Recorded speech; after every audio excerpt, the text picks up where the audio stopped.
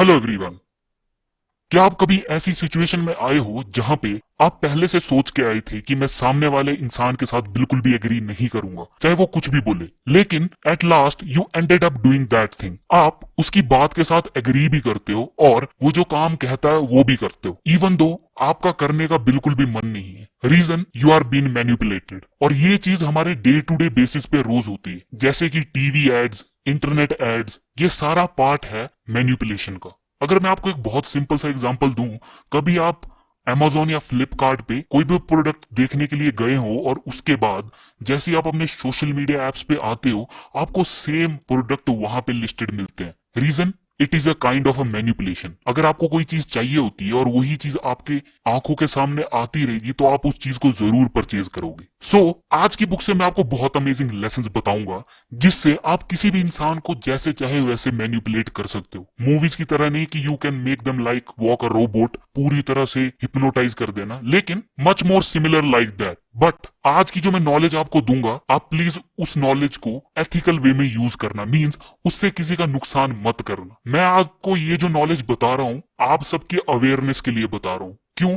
क्योंकि हमारे आसपास भी बहुत सारे मैनिपुलेटर्स हो सकते हैं। आपके फ्रेंड्स हो सकते हैं, आपके फैमिली मेंबर्स हो सकते हैं, इवन आपके वर्क प्लेस में आपके कोलीग हो सकते हैं। और अगर आपने अभी तक मेरे चैनल को सब्सक्राइब नहीं किया है तो प्लीज जाके सब्सक्राइब करो। क्यों? क्योंकि हर हफ्ते मैं आपके लिए ऐसी अमेजिंग बुक से अमेजिंग लेसन्स लेके आता रहूंगा। सो लेट्स कंटिन्यू, जिसमें सबसे पहला लेसन है हाइडिंग योर इंटेंशंस। जो एक पर्टिकुलर मैन्युपुलेटर होगा, या फिर अगर हम अपनी बात करें, हम भी कभी कभार कोई चीज किसी से करवाना चाहते हैं तो हम झूठ बोलते हैं। We try to hide the main thing. हम नहीं चाहते कि सामने वाले इंसान को सच पता चले और वो उसके बिल्कुल ऑपोजिट एक्ट करे। फॉर एग्जाम्पल, सपोज करो कि ये कोई इंसान है जो किसी कंपनी में काम करता है और अपनी जॉब को लेके बहुत ज्यादा कंसर्न्ड है। वो नहीं चाहता कि उसे अपनी जॉब से हाथ धोना पड़े। वो अपने बॉस के पास जाता है और जाके पूछता है कि क्या पॉसिबिलिटीज है कि मुझे मेरी जॉब से निकाल दिया जाएगा।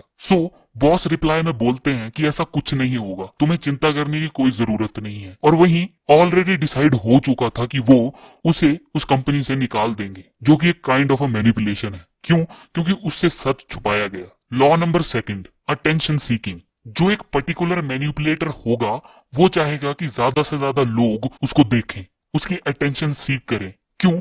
इसी तरह वो एक पर्टिकुलर ग्रुप में रह के किसी भी पर्सन को मैन्युपुलेट कर पाएगा। They always want to be the centre of attention. वो चाहते हैं कि ज्यादा से ज्यादा लोग उनकी अटेंशन सीक करें। अब इस चीज के पॉजिटिव और नेगेटिव एस्पेक्ट्स दोनों हो सकते हैं। सपोज करो एक इंस्टाग्राम इन्फ्लुएंसर है, या फिर ऑनलाइन जितने भी सोशल मीडिया पे डिफरेंट डिफरेंट इन्फ्लुएंसर्स होते हैं, वो पॉजिटिव भी हो सकते हैं और नेगेटिव भी हो सकते हैं। वो उनके इंटेंशंस पे डिपेंड करता है। इवन जब भी हम किसी पब्लिक स्पीकर को सुनने जाते हैं तो उसका काम ही होता है कि वो आपको मोटिवेटेड रखे, आपकी अटेंशन उसकी तरफ ग्रैब करके रखे, जिससे आप उसको बहुत ध्यान से सुनो।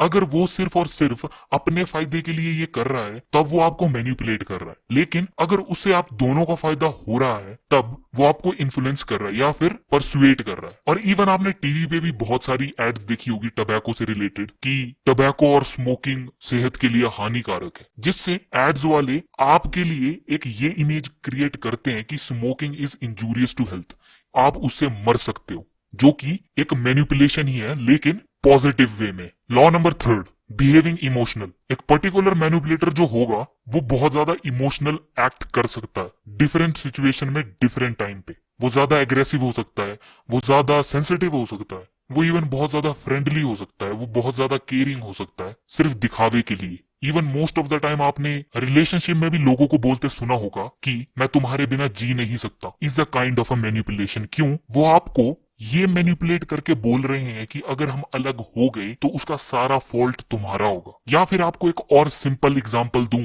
जब भी बच्चों को कोई चीज चाहिए होती है तो वो सबसे पहले उसे मांगते हैं, लेकिन जब वो चीज उन्हें नहीं मिलती है तो फिर वो रोने लगता है। वो इमोशनली मैन्युपुलेट करते हैं अपने पेरेंट्स को, और वहीं पेरेंट्स अपने बच्चों को तकलीफ में नहीं देख सकते, जिसकी वजह से वो मैक्सिमम टाइम उन्हें वो चीज ले देते हैं। Law number fourth, playing victim. हर कोई उनके लिए सॉरी फील करता है। वो चाहते हैं कि सब लोगों की सिंपैथी उनके साथ जुड़ी रहे। डजंट मैटर आपकी प्रॉब्लम कितनी बड़ी है, लेकिन वो आपको ये फील करवाते हैं कि उनकी जो प्रॉब्लम है वो दुनिया में सबसे बड़ी है, उससे बड़ी प्रॉब्लम कोई हो नहीं सकती, जिसकी वजह से आपकी सिंपैथी उनके साथ जुड़ जाती है। फॉर एग्जाम्पल, सपोज करो दो दोस्त हैं, जिसमें से एक पर्सन जो है वो मैनिपुलेटर है। एक दोस्त बोलता है कि आज का दिन मेरा बहुत ज्यादा खराब गया, आज जब मैं ऑफिस को जा रहा था तब मेरी गाड़ी का टायर पंचर हो गया। तभी वो दूसरा दोस्त बोलता है कि यार ये तो कुछ भी नहीं है, आज मेरे साथ ये हुआ, इस तरह ये हो गया। वो आपको इतनी सारी चीजें गिना देंगे कि उन्हें लगेगा कि दुनिया में सबसे अनलकी पर्सन ही वो है, जिसकी वजह से आपकी सिंपैथी उनके साथ जुड़ जाएगी, जो कि एक और वे है अटेंशन सीक करने के लिए। Law number 5,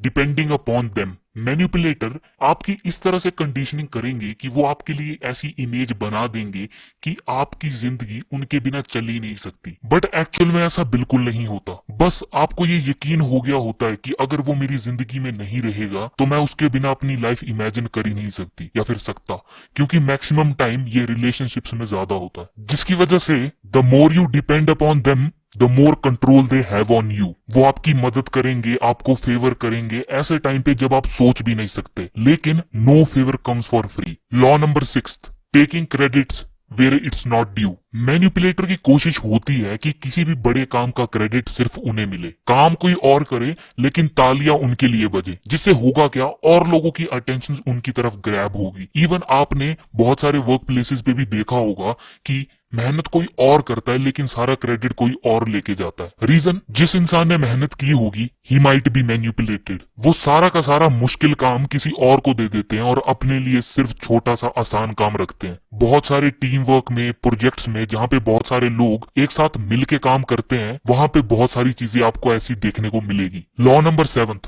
they pretend to be friends. वो आपका नाटक करते हैं दोस्त बनने का। They try to butter you, आपके साथ बहुत ज्यादा फ्रेंडली बिहेव करेंगे। हमारे साथ बहुत बार ऐसा होता है कि रिसेंटली हमें कोई इंसान मिला है और हम उसे अपनी सारी चीजें बताने लग पड़ते हैं और बाद में हमें वो उसी चीज से बहुत ज्यादा मैनिपुलेट करते हैं। इवन कभी कभार वो ये भी बोलेंगे कि अगर तुम मेरे दोस्त हो तो तुम मेरे लिए ये प्लीज कर दोगे। जिससे होता क्या है, हम इमोशनली वो चीज कर देते हैं। Reason, we don't want to make enemies. आप जो इन्फॉर्मेशन या फिर चीजें किसी के साथ भी शेयर करते हो, वो बातें वो किसी और को बता सकते हैं जिसे आप जानते होंगे, जिसकी वजह से आपका और उस इंसान का रिलेशन खराब हो सकता है। So always think before you speak. कौन दोस्त है और कौन नहीं, इसकी पहचान होना बहुत जरूरी है, क्योंकि किसी ने सही कहा है, the most dangerous thing in this entire world is a fake friend. Law number 8, selective honesty. आपने बहुत बार नोटिस किया होगा कि एक पर्टिकुलर पर्सन ने जो आपको बताया है वो आधा अधूरा है। मींस जो मैनिपुलेटर होगा वो आपके साथ सिर्फ उतनी चीजें शेयर करेगा जितना वो आपको बताना चाहता है। रीजन, वो चाहता है कि आपको सिर्फ इतनी चीज का पता हो। वो आपके साथ कभी पूरी चीज शेयर करेगा ही नहीं। बहुत सारे प्रोजेक्ट्स में, टीम वर्क में, सपोज करो एक ग्रुप है जिसके अंदर 5 से 7 लोग हैं। सो जो मैनिपुलेटर होगा वो सबको वही चीजें बताएगा जो वो चाहता है कि उन्हें पता हो, और जो मेन चीजें होंगी वो अपने पास रखेगा, ताकि जब वक्त आ सके तो उस चीज से उसे फायदा हो सके या फिर उस चीज से उसे सारा क्रेडिट मिल सके। ये थे वो 8